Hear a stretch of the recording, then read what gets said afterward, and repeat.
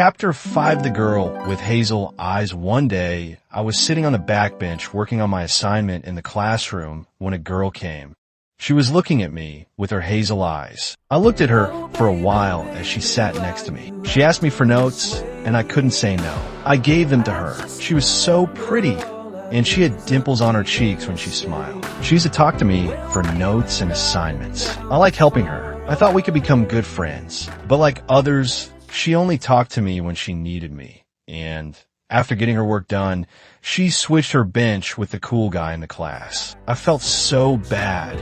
It hurt me every time whenever someone used me and then ignored me like I had never existed in the first place. Whenever I asked about their strange behavior, they called me insecure, possessive, and weak. Whenever I started feeling safe and comfortable around someone, he or she left me. I can't decide whether I am too good or too dumb. Why does everyone treat me this way?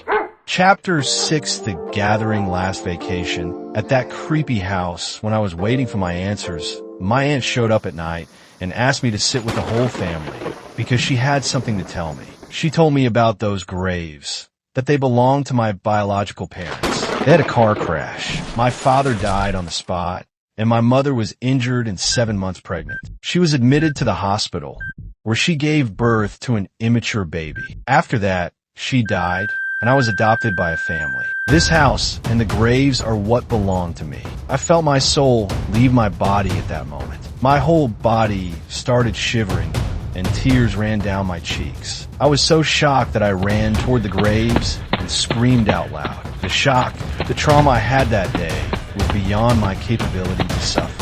How many people will I see leaving me from the day I was born until now? What is the purpose of my life? Why did God give me this life?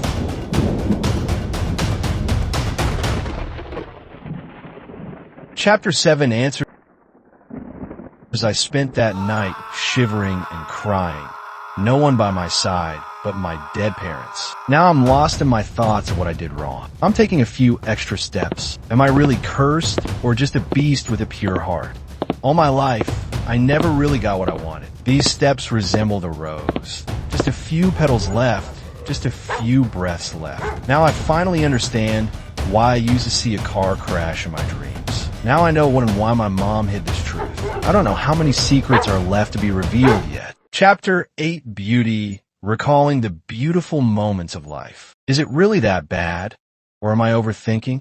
I have a mom, a brother, and a best friend who is not alive, but is still in my heart.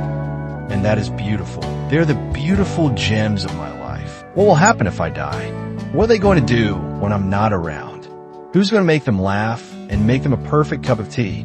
My mom. I love her. Even though she didn't give birth to me, she raised me. How can I ever thank her? I don't want her to suffer and grieve for the loss of her 16-year-old son. I can't do this to her. I can't. I think I should step back. Chapter 9 Teenage. When we came back home after summer vacation, my mom brought me a kitten so that I would spend more time with it and have less time to think about my sufferings. There would be someone who loves me back the way I love. How can I tell her about the battles I'm going through?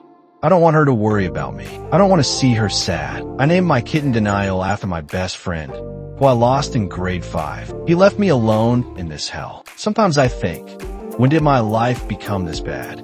Was it the day I lost him? The day I was born? Or the day I lost my world? My family? I've become so quiet. People say that early teenage years are hard. It's not hard. It's a tragedy, a trap to kill the innocent souls of kids. They say, be realistic, mature, and grow up. They break so many ambitious souls and imprison them in a dreamless cell to mimic adult life.